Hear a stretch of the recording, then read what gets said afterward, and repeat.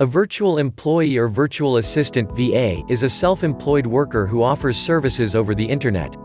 Their focus is usually on giving technical, administrative, social or creative assistance to their distant employers. They work at home as independent contractors. Often these online workers do multiple tasks for only one employer, but you can choose to have many employers whom you carry out part-time administrative tasks for. Working as a virtual employee brings a lot of advantages to the worker. For some, they can work at their own convenience when they want, so long as they get tasks or hours done each week. While for others, they may be required to work with online supervision. Virtual assistants are sometimes needed during the employer's work hours, which could mean night working if your employer is on the other side of the world.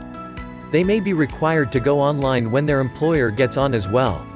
But it depends on what they've agreed upon when they got hired. Being a virtual assistant also means you must be flexible to do different types of tasks. Some employers would require someone who is skillful in everything they need help with.